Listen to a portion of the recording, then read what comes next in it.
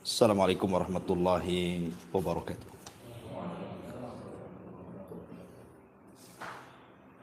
Alhamdulillah wassalatu wassalamu ala Rasulillah wa ala alihi wa sahbihi wa mawalah wa la hawla wa la quwata illa billahi wa ba'du. Alhamdulillah, segala puja dan puji hanya milik Allah Subhanahu wa taala. Salawat serta salam kita hadiahkan kepada Rasul kita Nabi besar Muhammad sallallahu alaihi wasallam. Baik, kita lanjutkan kajian kita. Masih membahas tafsir dari surah Al-A'la dan kita masuk pada ayat kedua dan seterusnya. A'udzubillahi minasyaitonir rajim. Bismillahirrahmanirrahim.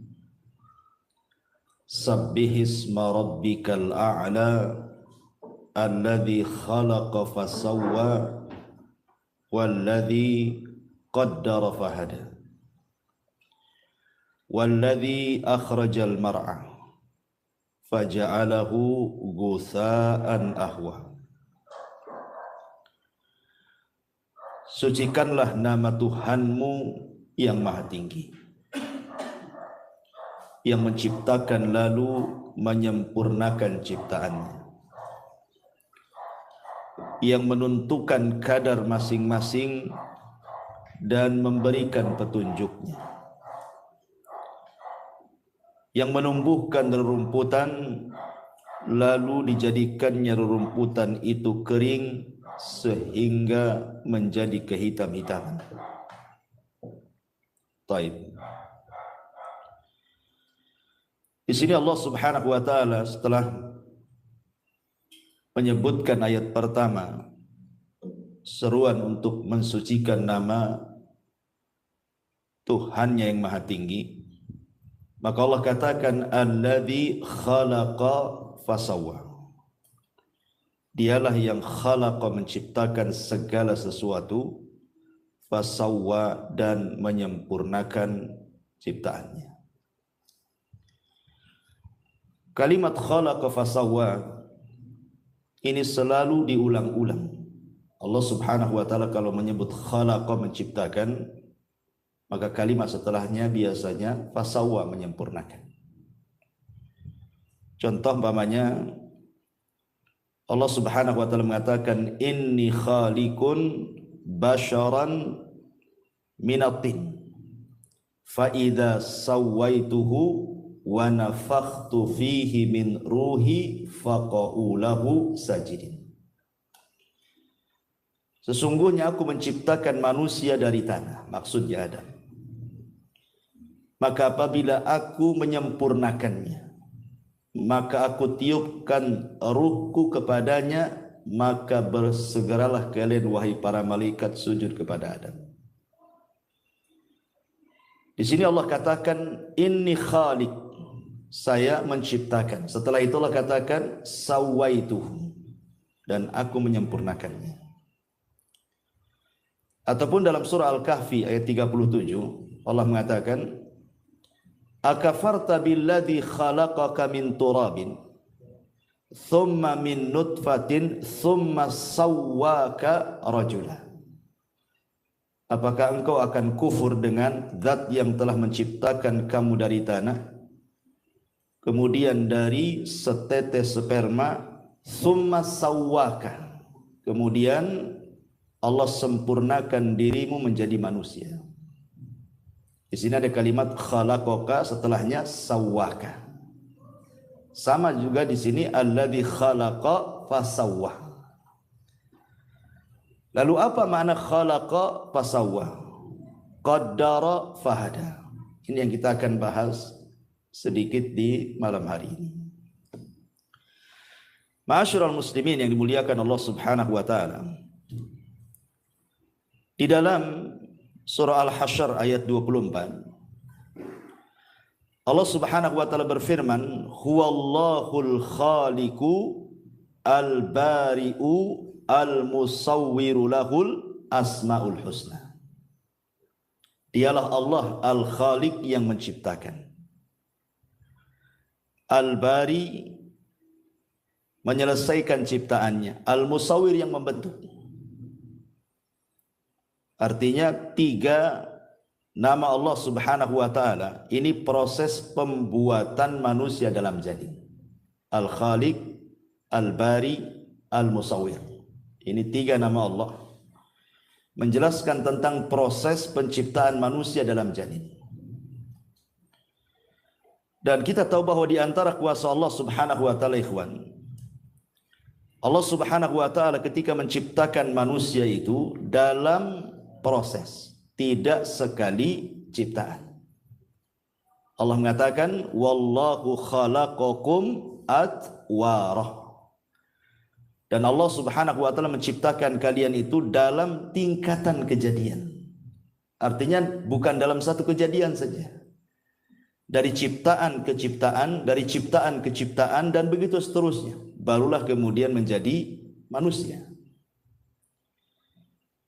Kita lihat dalam hadis Abdullah ibn Mas'ud radhiyallahu an, ketika Nabi SAW menjelaskan tentang proses penciptaan manusia. Kata Nabi SAW,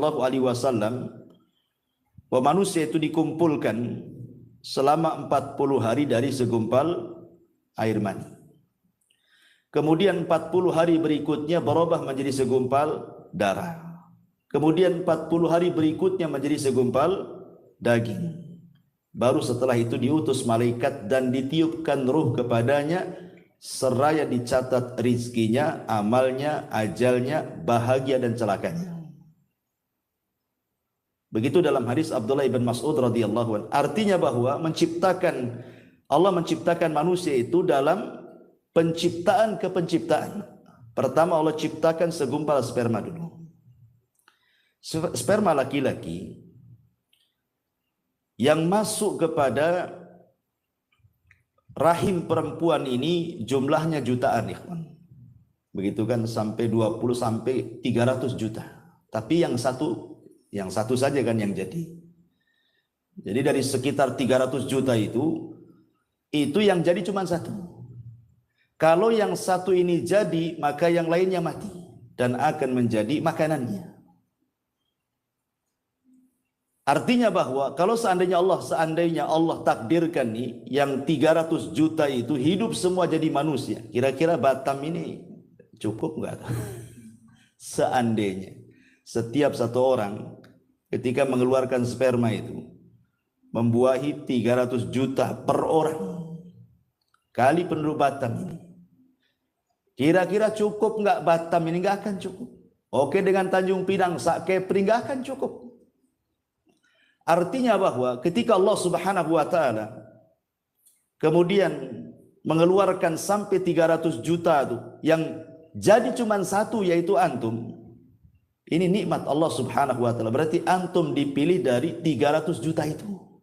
Nikmat kan itu ya? Nikmat. Rupanya kita pula yang dipilih dari 300 juta itu. Lah ketika Allah Subhanahu wa taala sudah memilih kita, penciptaan yang pertama dalam bentuk sperma dulu. Ini penciptaan pertama, atwar pertama. Kemudian taur yang kedua, atwar yang kedua, 40 hari berikutnya baru segumpal daging, darah dulu. Setelah itu Allah ciptakan lagi dari segumpal darah menjadi segumpal daging. Lihat, dari ciptaan ke ciptaan, dari ciptaan ke ciptaan.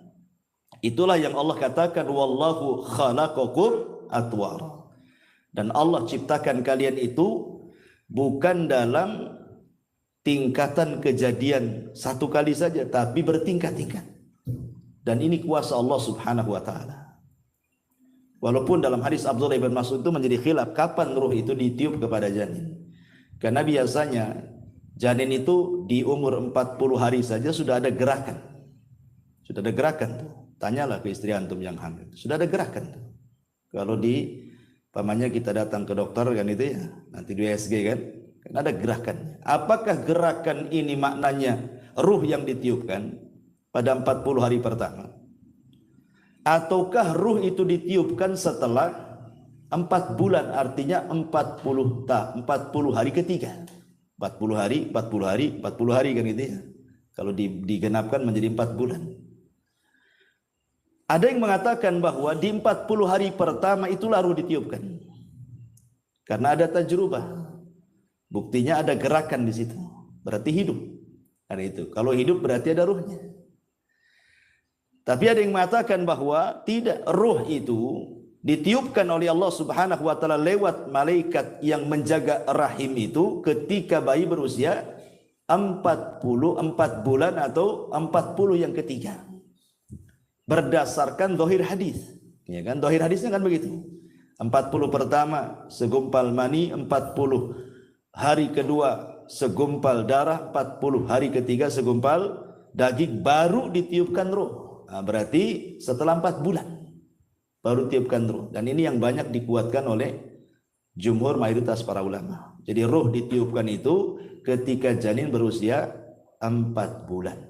Dari sini berlaku hukum-hukum fikih nantinya. Ya, seperti umpamanya kalau kegugurannya sebelum 4 bulan berarti bukan keguguran manusia. Ya, keguguran daging gitu saja. Tidak perlu dimandikan, tidak perlu dikafankan, tidak perlu disolatkan, tidak pula dikuburkan di kuburan kaum muslimin karena belum jadi orang. Ya. Tapi kalau kegugurannya setelah itu lain lagi ceritanya, sudah jadi orang kan gitu ya. Termasuk juga darah yang keluar. Kalau wanita keguguran di bawah 4 bulan berarti darahnya bukan darah haid. Dia masih harus sholat. Ya, harus sholat. Itu dianggap istihadah. Tapi kalau kegugurannya setelah 4 bulan berarti kalau keluar darah itu dianggap nifas. Ya, berarti dilarang sholat. Nah, jadi harus dibedakan tuh. Terlahir hukum-hukum fikihnya. Itu kita tidak bahas. Ya. Intinya bahwa di sini Allah Subhanahu wa taala berfirman, wallahu khalaqakum atwar. Dialah Allah yang menciptakan kalian dalam tingkatan-tingkatan kejadian. Dari segumpal sperma menjadi segumpal darah, dari segumpal darah menjadi segumpal daging, barulah terbentuk manusia. Itulah musawwir namanya. Allah membentuk. Ada kepalanya, ada kakinya, ada tangannya. Baru setelah selesai dari penciptaan sempurnalah bentuk manusia. Itulah makna al-bari. Ya, bari itu kalau ada dalam bahasa Arab, kalau orang sakit kemudian sembuh, itu disebut bari'ah. Dia telah sembuh.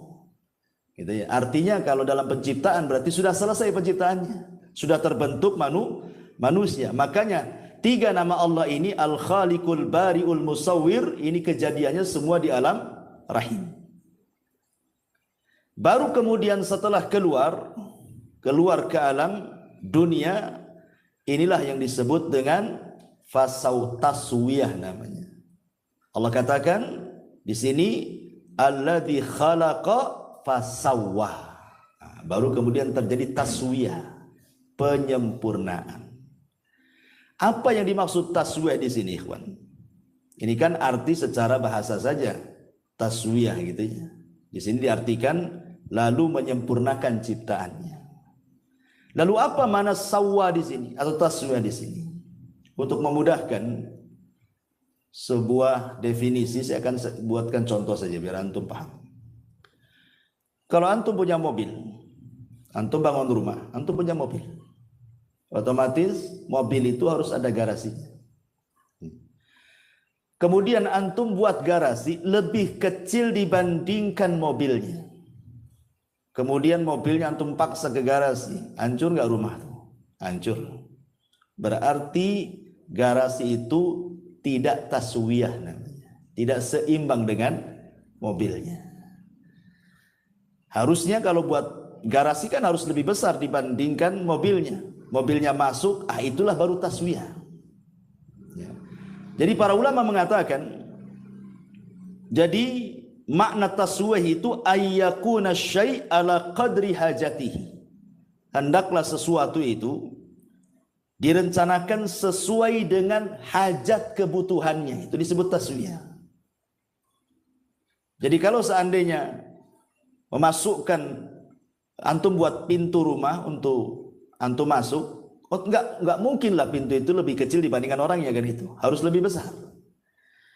Ketika kemudian pintu itu sudah pas dengan badan kita, dilonggarkan sedikit, berarti pintu itu sudah taswiyah dalam bahasa Arab. Sudah sawah, sudah sempurna. Orang bisa masuk keluar. Lah manusia ketika keluar dari janin itu, ikhwan. Lihat bagaimana Allah Subhanahu wa taala menyempurnakan ciptaannya. Kita lihat bagaimana Allah Subhanahu wa taala samakan antara kedua tangan si bayi itu. Sama antara tangan kiri dengan tangan kanan. Panjangnya sama, jumlah jarinya sama. Tidak ada yang beda. Kemudian kakinya juga sama kan itu. Jumlah kakinya 2, panjangnya 2, jarinya juga sama, kukunya pun sama. Itu disebut taswiyah namanya, penyempurnaan. Begitu juga kedua matanya. Maksudnya kita bicara bayi sehat ya.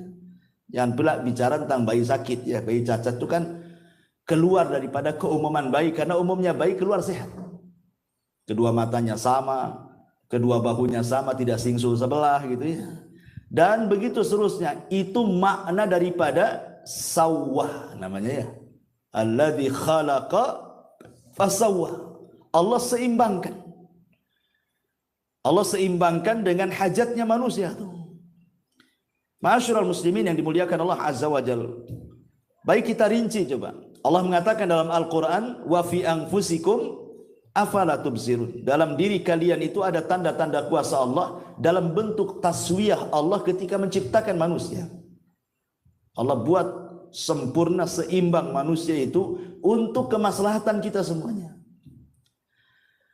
Kita lihat saja. Mungkin Pak Jul ya orang kesehatan kan paham. Kalau kaki saja itu tidak sama panjangnya, berarti ada masalah tuh. Ya, maka harus dikeretek abal-abal apa namanya?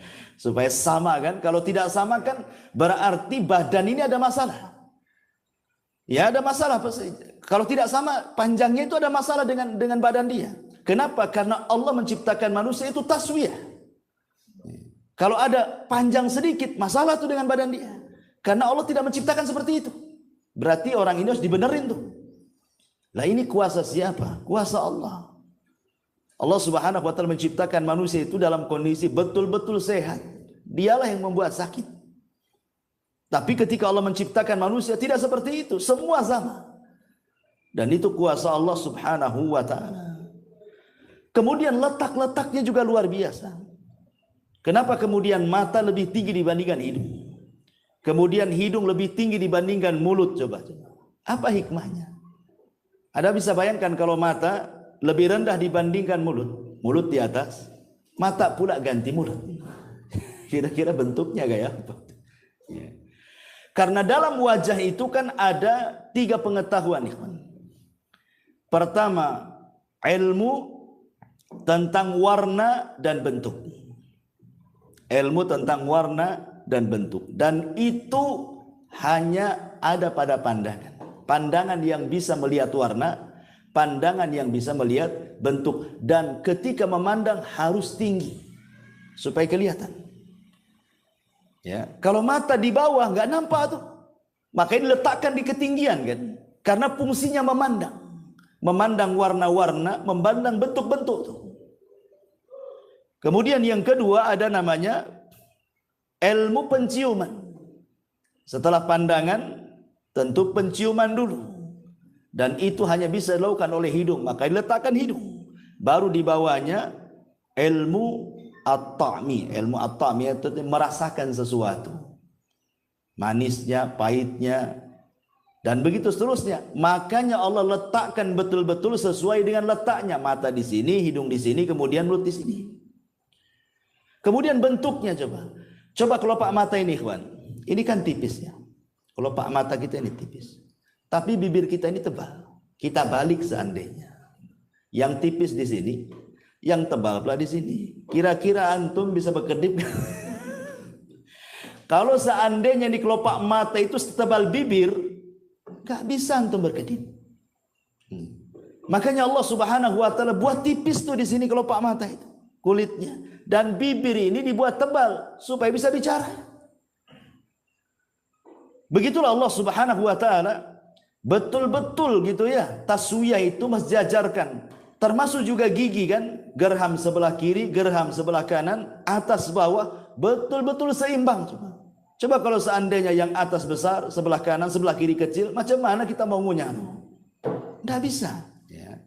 Jadi ini kuasa semua, kuasa Allah subhanahu wa ta'ala yang memang Allah subhanahu wa ta'ala sudah buat sedemikian rupa. Makanya Allah mengatakan, laqad khalaqnal insana fi ahsani taqwim. Sungguh manusia itu dibentuk dengan sedemikian rupa.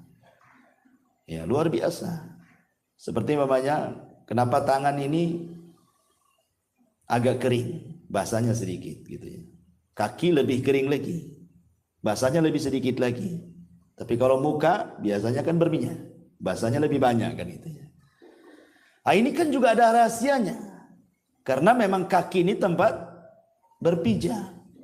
Ya otomatis juga harus ada minyak-minyak sedikit lah berkilo-kilo kan gitu. Jadi memang sudah diatur oleh Allah subhanahu wa ta'ala. Ini baru yang zahir ya dalam badan kita saja.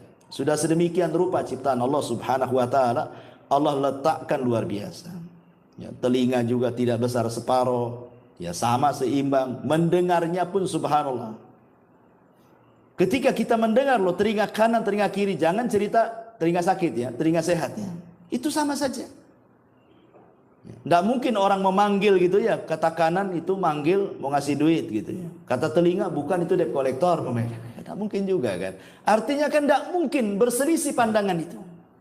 Pandangan mata juga nggak berselisih. Tetapi dalam anggota badan tidak semua harus berpasangan. Seperti hati kan sendiri dia. Hati itu sendiri. Kenapa? Karena hati itu adalah raja. Dalam anggota badan kita itu harus ada rajanya. Hati kita itulah rajanya. Sebab kalau seandainya hati ada dua, masalah. Ya, kata hati pertama, langkahkan kaki kiri. Kata hati yang kedua, mundurkan kaki kanan. Kapan mau maju kan? Yang satu minta mundur, yang satu minta maju kan tidak bisa juga. Begitulah Allah subhanahu wa ta'ala letakkan setiap manusia itu ada pimpinannya. Hati kita itulah. Makanya Imam Abdul Qayyim mengatakan, al-qalbu kal malik. Oh, hati itu seperti raja. Anggota badan ini hanya ngikut saja. Ma'asyiral muslimin yang dimuliakan Allah Subhanahu wa taala. Kemudian Allah mengatakan di sini alladzi khalaqa fasawwa. Dialah yang telah menciptakan dan menyempurnakan ciptaannya. Kemudian Allah mengatakan walladzi qaddara fahada. Apa makna qaddara fahada? Di sini diartikan yang menentukan kadar masing-masing dan memberikan petunjuk. Ada yang mengatakan bahwa walladzi qaddara, setelah Allah Subhanahu wa taala mengatakan khalaqa, menciptakan manusia di perut ibu kita, kemudian menyempurnakannya. Kemudian Allah Subhanahu wa taala qaddar. Qaddar itu artinya qaddara makhrajal khuruj. Qaddara makhrajal khuruj. Jadi Allah Subhanahu wa taala takdirkan bahwa janin ini sudah diletakkan di mana dia letak, keluar dari rahim seorang ibu. Allah tidak keluarkan dari mulut seorang wanita. Allah juga tidak mengeluarkan dia dari lubang duburnya. Tapi Allah Subhanahu wa taala sudah mentakdirkan dia memang harus keluar dari situ. Ya, dari kubulnya. Dan itu maknanya qaddar. Kemudian fahada, setelah itu kemudian Allah berikan petunjuk untuk kehidupannya. Dia pun kemudian langsung mencari makanannya dari susu ibunya. Itu namanya qaddar fahada dalam satu penafsiran. Ada juga yang mengatakan bahwa qaddar di sini artinya qaddara rizqahu. Jadi setiap manusia itu sudah ditakdirkan rizkinya.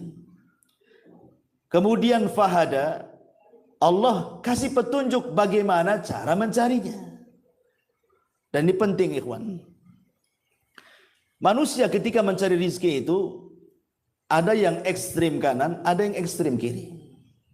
Yang ekstrim kanan, mereka menghabiskan semua waktunya hanya untuk mencari dunia, cari rizki saja. Otaknya itu duit saja. Itu yang pertama. Sehingga dia melupakan bahwa rizki itu sudah dicatat. Sehebat apapun Anda mencari rizki, tetap saja yang Anda dapatkan itu cuma seperti itu. Kan sudah ditentukan rezekinya. Nggak mungkin bertambah, ya nggak mungkin berkurang. Artinya bahwa kalau kita paham bahwa rezeki itu tidak mungkin bertambah, tidak mungkin berkurang, lah ngapain ngoyo-ngoyo gitu maksudnya. Pikiran kita ke uang terus gitu ya, malam siang seolah-olah tidak ada waktu kecuali duit saja. Padahal yang didapati pun sesuai dengan yang dicatat Allah saja. Ini ekstrim ini. Betul-betul dia hatinya hanya dunia saja. Dia tidak paham bahwa rizkinya sudah dicatat. Yang kedua pula ekstrim kiri ini, sama sekali dia bersandar kepada apa yang dicatat. Kan Allah sudah takdirkan rezeki saya, duduk sajalah saya di rumah. Nah, ini ekstrim yang lain lagi. Dahulu ada dua orang bersaudara. Yang satu pula rajin kerja, yang satu pula malas kerja. Jadi yang rajin kerja ini mengatakan, "Kom, berdiri. Kalau engkau ingin makan, cari, berusaha, cari rezeki Allah Subhanahu wa taala." Kemudian kata saudaranya, "Tidak. Aku yakin rezekiku sudah dicatat, walaupun aku duduk di rumah." Kemudian saudaranya mengatakan, "Dasar orang gila," katanya. Pergi dia cari rezeki. Saudara yang pergi ini di tengah jalan, rupanya ada kebun orang. Kemudian ada pohon, batangnya pula keluar jalan. Di situ ada buah mangga. Ya. Jatuhlah buah mangga itu. Kemudian diambil dia. Halal apa haram? Ini kan sudah di luar kebun nih, udah ke jalan kan itu. Intinya diambil lah, jangan cerita halal dulu, haram dulu. Diambil, kemudian ketika mau dimakan, teringat pula saudaranya. Dasar orang gila katanya. Ya. Akhirnya dia terpikir, balik lagi dia. Kemudian dilempar mangga itu, makan. Tapi setelah itu berdiri cari kau uang supaya kau bisa makan. Kata dia, tunggu dulu, saya makan dulu. Ini rezeki saya kan. Lihat, aku duduk saja dapat rezeki katanya. Coba, duduk saja dapat rezeki. Lihat bagaimana Allah mencatat orang duduk dapat rezeki kan. Bagaimanapun caranya, walaupun itu dongkol saudaranya, tapi itu rezeki dia sudah dicatat bahwa mangga itu milik dia. Walaupun caranya salah, tapi itu memang rezekinya sudah dicatat, dia makan mangga di situ.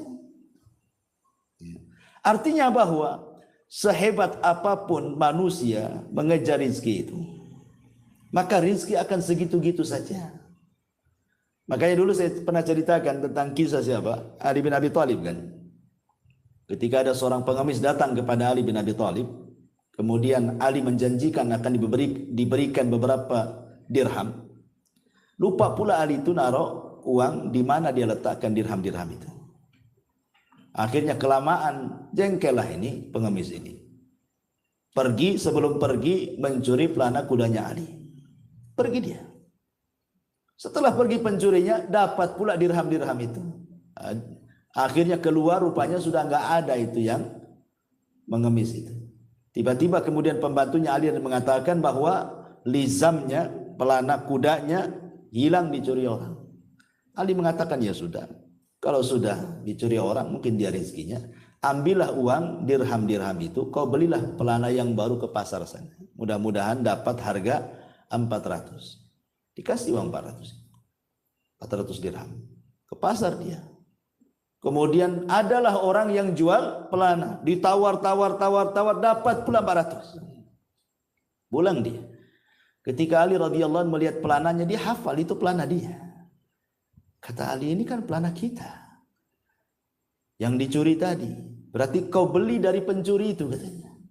Bagaimana sifatnya orang itu? Maka pembantu mengatakan begini orangnya, begitu langsung bertakbir Ali, Allahu Akbar katanya. Lihat, kalau seandainya dia mau sabar menunggu aku mencari uang dirham-dirham ini, dia akan mendapatkan dengan cara halal. Tapi karena tidak bersabar, dia mendapatkannya dengan cara haram. Sama-sama 400. Ali janji mau ngasih 400. Tapi dengan cara halal kan. Memang Ali mau memberi dengan kerelaannya. Nah, sekarang dia dapat juga 400 tapi dengan cara hasil mencuri kan.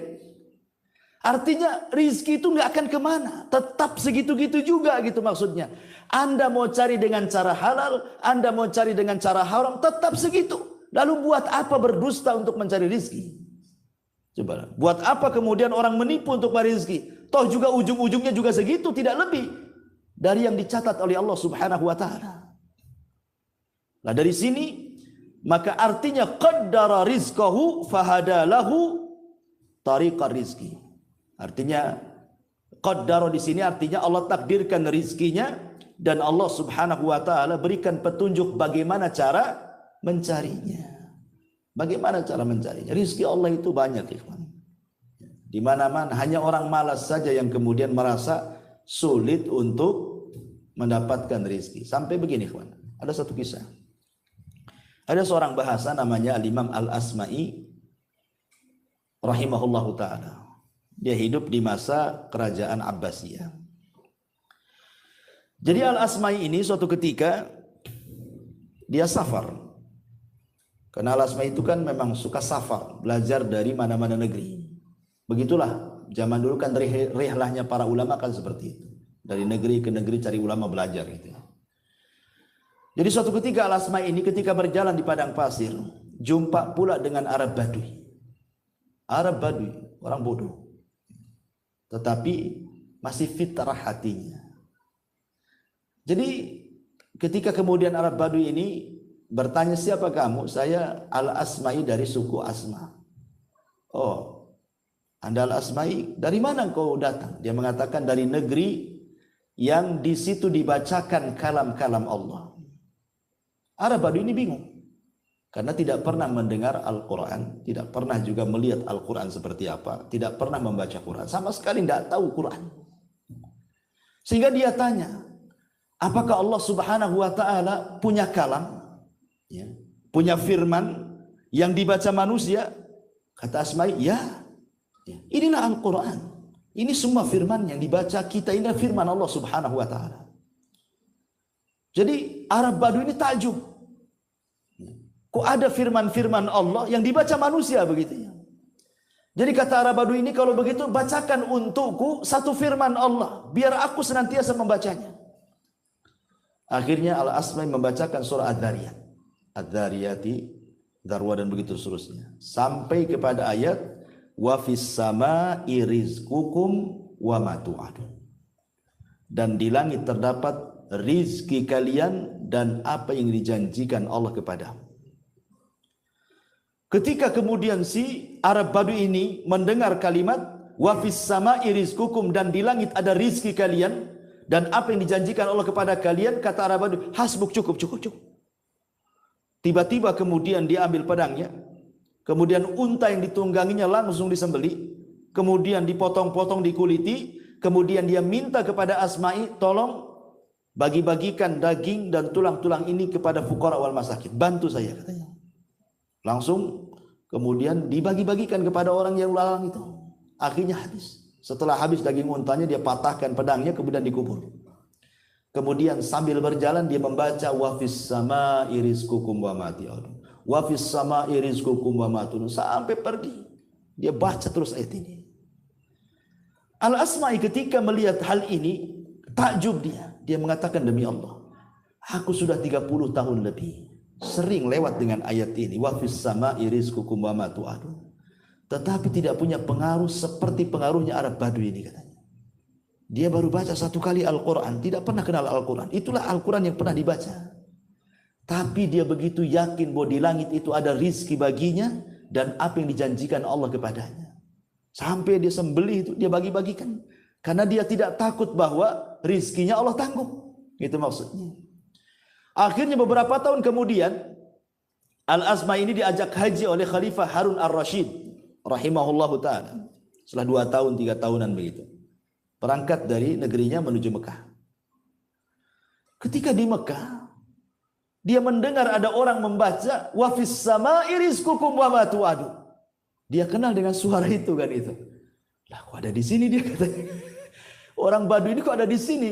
Pas didekati, betul orang itu adalah orang yang diajarkan Lafad wa fis sama'i rizqukum wa ma tu'adun, dan di langit itu ada rizki kalian dan apa yang Allah janjikan kepada kalian. Dipanggil Arab Badui. Kemudian Arab Badui ini senang karena berjumpa dengan Al-Asma'i dan dia mengatakan, ya Asma'i, laqad wajadna ma wa'adana rabbuna. Ya Asma'i, yang dijanjikan Rabb kami semua sudah aku rasakan. Semua yang dijanjikan Allah, wa fis sama'i rizqukum, itu betul-betul terjadi katanya. Kemudian dia mengatakan, ya Asma'i, kalau bisa berikan satu ayat lagi untukku katanya, biar aku kuamalkan. Akhirnya Al-Asma'i melanjutkan ayatnya, ayat daripada wa fis sama'i rizqukum wa ma tu'adun. Apa bunyinya? Fa wa rabbis sama'i wal ardi innahu lahaqqun mithlama annakum tantiqun. Maka demi Tuhan langit dan bumi, sungguh apa yang dijanjikan itu pasti terjadi seperti yang kalian ucapkan. Tiba-tiba kemudian Arab Badui ini kaget, ya, dan mengatakan, ya Asma'i, siapa yang membuat Allah murka sehingga dia harus bersumpah katanya. Aku yakin nggak perlu bersumpah dia. Kan lafadznya gini, seolah-olah Allah itu tidak yakin dengan yang diucapkan. Itu pemahaman Arab Badui. Ketika dia mengatakan wa fis sama'i rizqukum wa ma tu'adun, dan di langit itu ada rezeki kalian apa yang dijanjikan kepada kalian, tiba-tiba Allah menekan dengan sumpah. Maka demi Tuhan langit dan bumi, sungguh apa yang dijanjikan itu pasti terjadi seperti apa yang kau ucapkan. Jadi seolah-olah khitabnya kepada Arab Badui. Arab Badui, ya Asma'i, siapa yang membuat Allah murka sehingga harus bersumpah katanya. Aku yakin dengan itu, tidak perlu bersumpah Allah itu katanya. Akhirnya kemudian dia pun ketakutan kepada Allah. Disangkanya Allah murka kepadanya. Karena dalam ayat itu ada sumpah masalahnya. Ya. Seolah-olah Allah murka. Dia mengatakan, siapa yang membuat Allah murka gitu kan. Akhirnya dia pun terserang jantung. Dan mati seketika. Ya, ketika dia mengatakan seperti itu. Asma'i tertegun lagi. Masya Allah. Kok ada orang tidak pernah membaca Quran. Hanya mendengar sekali bacaan. Tapi pengaruhnya luar biasa. Itu maksudnya. Keyakinan kepada wa fis sama'i rizqukum wa ma tu'adun, itu bahwa di langit ada rizki yang Allah subhanahu wa ta'ala akan anugerahkan kepada kalian, dan apa yang Allah janjikan kepada kalian. Coba kalau kita pahami ayat ini, tidak mungkin orang itu kemudian stres dengan rizki. Nggak mungkin stres dengan rizki. Kenapa? Karena qaddara fahada. Allah sudah takdirkan kok rizkinya. Dan maknanya di langit itu ada rizki kalian, karena memang Allah subhanahu wa ta'ala ada di ketinggian di langit. Dialah yang ngasih rizki kepada kita. Dan rizki Allah subhanahu wa ta'ala itu, dulu pernah saya jelaskan, ada dua kan. Ada yang disebut dengan rizkun nazil, ada yang disebut dengan rizkun sha'id namanya ya. Ada rizki yang disebut nazil, rizki yang Allah turunkan kepada kita. Ada yang sifatnya sha'id, rizki Allah itu kita naikkan ke atas langit. Jadi ada yang turun dari langit, ada yang kita naikkan ke langit. Adapun rizki yang turun, ya apa yang kita makan, apa yang kita minum, apa yang kita tempati, itu semua rizki yang Allah berikan dari langit. Adapun rizki yang kita naikkan ke langit, itulah amal-amal soleh kita. Kalau kita bangun masjid, nanti dibangun satu istana di sorga. Kalau kita membaca subhanallah bihamdihi, Allah satu tanam pokok kurma di sorga. Itulah amal soleh kita. Jadi rizki yang naik itu adalah rizki yang disimpan oleh kita, yang kelak kita rasakan kalau kita masuk sorga. Itu maksudnya. Atau lebih senangnya lagi mungkin bahasanya, rizki yang naik itu ada dalam masjid, rizki yang turun dari langit itu ada di luar masjid. Dahulu di zaman Rasul, ketika Nabi SAW melaksanakan sholat Jumat pertama, dan jumlahnya 40 orang, dari sini madhab Syafi'i mengatakan bahwa sholat Jumat itu harus 40 orang minimalnya. Karena pertama kali sholat Jumat itu jumlahnya 40. Di tengah-tengah Nabi SAW sedang khutbah Jumat, datang kafilah dagang ya dari Syam. Lah orang-orang ini yang sedang sholat, yang sedang mendengarkan khutbah bubar, separuhnya bubar. 20 orang keluar kemudian mengambil kafilah dagang karena takut dia tidak bisa beli, kehabisan dagangannya kan itu. Keluar dia 20 itu dari masjid. Ya. Dari sini juga kemudian ada mazhab yang mengatakan bahwa minimalnya sholat Jumat itu 20 karena yang 20-nya keluar mengejar jualan tadi karena ada kafilah dagang dari Syam. Dari sinilah Allah Subhanahu wa taala turunkan ayat kan.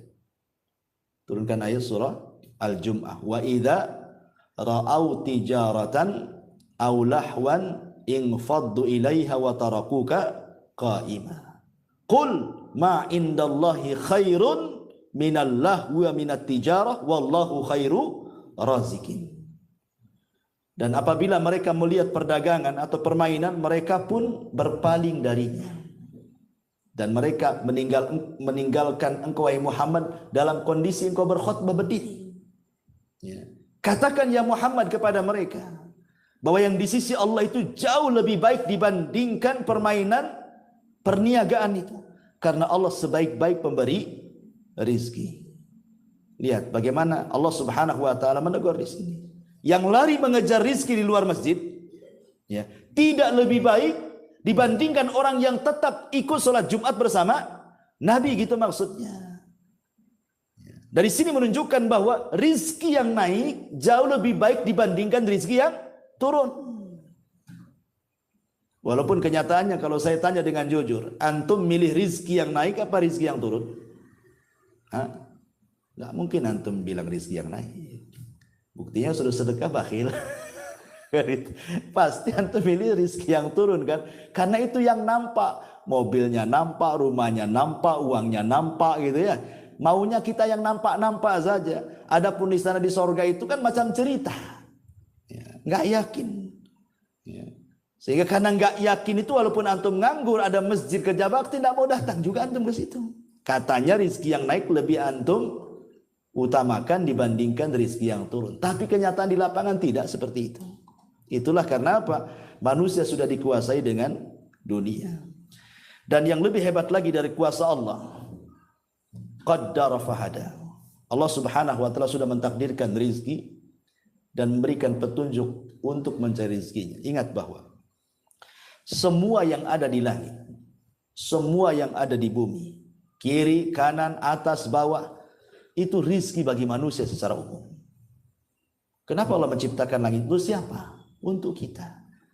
Kenapa Allah ciptakan bumi? Untuk siapa? Untuk kita. Makanya Allah Subhanahu wa taala mengatakan, alladzi ja'ala lakumul arda firasya. Dialah yang telah menjadikan bumi terhampar untuk siapa? Untuk kalian. Itu rizki. Bumi terhampar, kita bisa berjalan di bumi, itu rizki itu. Kemudian was-sama'i binaan, was-sama'a binaan. Dan Allah jadikan langit sebagai bangunan atap bagi kita, naungan bagi kita. Itu rizki juga. Kemudian wa anzala minas sama'i ma'an. Allah turunkan dari langit air, air rizki juga. Kan gitu ya.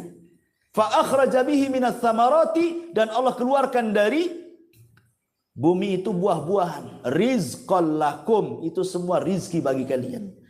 Jadi Allah Subhanahu wa taala menciptakan makhluk ini semuanya rizki bagi kita sebenarnya. Kalau seandainya ayam bisa bicara, pasti ayam akan ngomong, aku ini diciptakan untuk kau makan.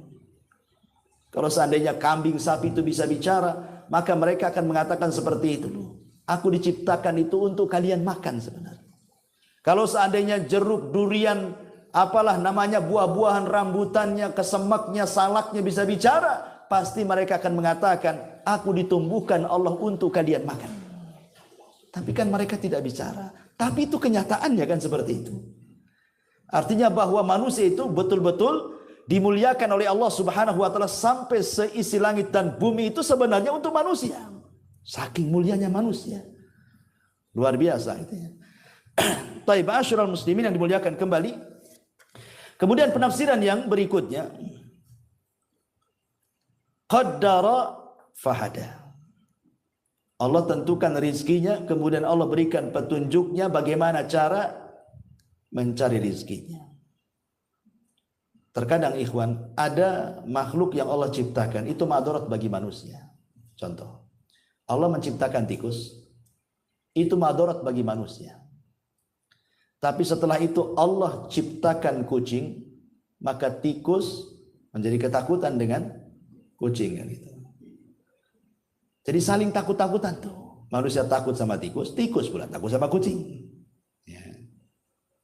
Artinya bahwa rizki kita diambil tikus. Tikus sendiri rizkinya kucing. Itulah qaddara fahadah ya. Kadang-kadang Allah ciptakan ini untuk menjadi rizki ini pula menjadi rizki orang lain. Itu juga makna qaddara fahadah. Bahkan yang luar biasa, kita lihat bahwa ada ulatnya. Ulat itu makan dedaunan, tapi kemudian menghasilkan sutra. Ada juga tawon umpamanya. Dia makan sembarang dari dedaunan bunga-bunga, tiba-tiba menghasilkan madu. Yang anehnya adalah bahwa tidak ada satu binatang yang bisa menggantikan posisi binatang yang lain. Semut disuruh mengeluarkan sutra tidak bisa, karena itu bukan pekerjaannya. Ya. Antum cari lalat, dikasih gula pun tidak akan keluar madu. Kan gitu ya. Artinya Allah sudah tentukan kadar rizkinya itu. Ya. Bahwa sebuah kaum ditentukan rizkinya dan tidak bisa dipindahkan ke kaum yang lainnya. Tidak bisa. Makanan juga begitu. Ada hewan tuh besar, seperti mamanya kambing, sapi. Dikasih makan daging dia tak mau. Karena itu bukan rizki dia. Yang maunya dia makan rumput saja. Harimau pula antum kasih rumput yang nggak mau dia. Karena itu bukan rizkinya. Dia maunya daging kan gitu ya. Jadi semua kadar-kadar rizki itu sudah ditentukan oleh Allah. Ini siapa yang menciptakan makhluk dengan beragam rizki itu kalau bukan Allah? Di sela Allah mengatakan alladzi qaddara fahada. Ya. Ma'asyiral muslimin yang dimuliakan Allah Subhanahu wa taala. Ada juga ikhwatu fillah muliakan Allah Azza wa Jalla. Ada beberapa penyakit yang terkadang Allah takdirkan kepada seorang hamba. Ternyata di balik penyakit itu Allah takdirkan mampu mengobati penyakit yang lainnya. Allah turunkan penyakit, tapi justru penyakit ini dalam rangka untuk membunuh penyakit yang jauh lebih besar sebenarnya. Nah, contohnya apa nih Pak Jul? Contohnya bersin. Itu kan penyakit juga bersin itu. Tapi katanya bisa membersihkan lubang hidung dan kuman-kuman katanya, yang lebih bahaya dibandingkan bersin itu sendiri. Bahkan sebagian batuk katanya, menurut ahli kesehatan itu, sebagian batuk, tidak semua ya, bukan batuk penyakit. Sebagian batuk itu kan influenza kan penyakit. Tapi rupanya itu pula kemudian untuk membunuh bakteri-bakteri yang ada di paru-paru juga, yang lebih ganas kalau seandainya terjadi. Ya. Atau mungkin debu lah. Kan kita lihat ada debu itu. Ya. Antum tidak tahu dalam penelitian debu itu, dia membunuh kuman-kuman di udara, yang kalau seandainya kuman itu terkena manusia, itu menjadi penyakit yang sangat ganas sekali. Dibunuh oleh debu itu. Jadi begitulah Allah Subhanahu wa taala mengatur takdir-takdir manusia itu, kadar-kadar manusia itu, sampai Allah ciptakan penyakit, bukan dilihat penyakitnya, justru dengan datang penyakit ini justru mengobati penyakit yang lebih besar gitu ya. Ya, karena sudah ditakdirkan dia seperti itu. Qaddara fahada. Ya. Ma'asyiral muslimin yang dimuliakan Allah Subhanahu wa taala. Kemudian di sini Allah Subhanahu wa taala mengatakan, "Walladzi qaddara fahada walladzi akhrajal mar'a." Dan yang menumbuhkan rerumputan, faja'alahu gutsaan ahwa, lalu dijadikannya rerumputan itu kering kemudian menghitam. Al-mar'a itu artinya rumput yang sudah siap jadi, siap makan. Karena Quran itu membahasakan dengan 3 bahasa, harthun, zar'un, mar'ah gitu ya. Harthun menanam, zar'un kemudian mulai menani, kemudian mar'ah itu sudah tumbuh. Itu bahasa Arabnya seperti itu. Harthun, zar'un, mar'ah. Lah mar'ah ini, rerumputan, dedaunan dan yang semacamnya, ada yang memang hasil olah manusia. Seperti manusia tanam padi, tanam sayur gitu ya, bayam, kangkung dan yang semacamnya. Ada yang memang Allah Subhanahu wa taala tumbuhkan tanpa harus tenaga manusia. Dan dua-duanya bisa dimakan. Manusia juga makan rumput, ya bukan jenis rumput yang dimakan kambing tentunya ya. Maksud rumput di sini ya bayam gitu ya. Kangkung itu kan jenis-jenis rumputan juga, mar'ah dalam bahasa Arabnya. Ya. Dan subhanallah, kita lihat bahwa tidak semua binatang juga makan rumput. Tidak semua binatang makan rumput. Ya. Tetapi kebanyakan binatang-binatang yang dimakan manusia, mereka makan rumput. Kambing makan rumput. Ya. Sempat kambing kayak harimau, ikhwan. Apa nggak susah hidup? Siapa yang mau ternak kambing? Coba sempat kambing atau yang lebih besar sapi makan daging kayak harimau. Nggak ada orang ternak sapi kan. Bagaimana Allah berikan nikmat binatang-binatang ternak yang hidup sehari-hari bersama manusia itu. Ada kemiripan makan dengan kita. Ya, supaya kita mudah. Ya, mudah makan dagingnya. Sempat dia kayak harimau. Nggak ada yang makan daging sapi. Ya, antum pun takut dimakan dia. Kan itu ya. Bagaimana Allah Subhanahu wa taala memberikan nikmat yang luar biasa. Ma'asyiral muslimin yang dimuliakan Allah Azza wa Jalla. Kemudian Allah mengatakan, "Walladzi akhrajal mar'a", dialah yang menumbuhkan mar'a. Dialah yang menumbuhkan segala sesuatu itu yang menumbuhkan Allah. Segala sesuatu yang menciptakan Allah. Dia khalaq. Tumbuh itu menumbuhkan karena ada seorang dokter, orang yang sudah titel doktor di Amerika sana. Ya. Kita tahu bahwa dia mau eksperimen soal menetaskan telur di sebuah kotak kemudian dikasih listrik dengan suhu sekian. Ya. Kita tahu bahwa lihat ayam ketika mengerami telur. Ayam ketika mengerami telur kan kadang-kadang dia ngerami, kadang-kadang dia pergi. Ya. Nanti dibalik tuh sama ayam tuh telur itu, nggak dalam satu posisi kan. Nanti dibalik. Karena bawah itu biasanya makanan untuk yang di atas, makanya dibalik-balik. Jadilah dia ayam. Sehingga kemudian sang dokter ini, dia coba kemudian membuat eksperimen. Dibuatlah kotak dengan suhu seperti ayam mengerami telurnya, suhunya sekian. Dibuat. Dia tidak paham kalau ayam itu membolak-balikan telur. Dia biarin aja seperti itu. Akhirnya sudah lama tak jadi-jadi. Semua busuk telurnya. Semua busuk telurnya. Coba. Siapa yang ngajari ayam mengerami sehingga tidak ada yang mati? Semua netes. Ini dokter belajar. Dia sekolah namanya titelnya dokter. Artinya kan dari SD, SMP, SMA, S1, S2 dokter kan begitu kan. Dia tidak bisa menetaskan telur. Ayam tidak belajar SD, SMP, SMA. Tidak ada. Ya. Dokter ini lupa bahwa walladzi qaddara fahada walladzi akhrajal mar'ah. Itu dia lupa di situ. Bahwa yang menakdirkan, yang menciptakan, yang menumbuhkan itu Allah. Ya. Makanya ayam tidak belajar pun bisa dia menetaskan anak-anaknya. Walaupun dia tidak punya ilmu menurut ilmu manusia. Nah, itu yang harus dipahami. Bahwa walladzi akhrajal mar'a, yang dialah Allah yang mengeluarkan, yang menumbuhkan, yang menciptakan tumbuh-tumbuhan, rumputan dan segala jenis pepohonan yang ada di bumi. Kita harus pahami dan sebagai bentuk tauhid rububiyah kita kepada Allah Azza wa Jalla. Faja'alahu gutsa'an ahwa. Lalu dijadikannya rumput-rumput itu kering kehitam-hitaman. Maknanya kita disuruh belajar kepada rumputan. Bahwa manusia itu kurang lebih dengan rerumputan, dengan padi juga.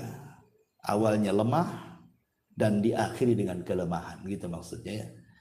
Lihat, padi itu lemah ketika kecil, diinjak mati. Tapi kalau sudah besar, sudah berbuah kan gitu kan. Walaupun diinjak agak mereng begitu tetap saja dia tumbuh ke sana. Cuma nggak tegak saja kan itu, agak kuat ya. Tapi nanti kalau sudah panen, mulai menguning, kemudian menghitam, sudah rapuh, diterpa angin, terbang semuanya. Begitulah manusia. Diciptakan dalam posisi lemah, diakhiri dengan lemah. Tapi lemah pertama dicintai, lemah kedua dibenci. Kan itu ya. Kalau masih bayi lemah, orang diciumnya, digendongnya gitu ya, dinyanyiinnya. Coba kalau sudah tua lemahnya, yang ada didoakan kapan matinya kan. Itu sama-sama lemah tapi beda pelakuannya tuh. Ya. Intinya di sini bahwa di sini ada pelajaran faja'alahu ghutsa'an ahwa, bahwa kehidupan rerumputan juga dijadikan pelajaran bahwa semua makhluk itu ada batas umurnya. Semua makhluk ada batas umurnya, apalagi manusia.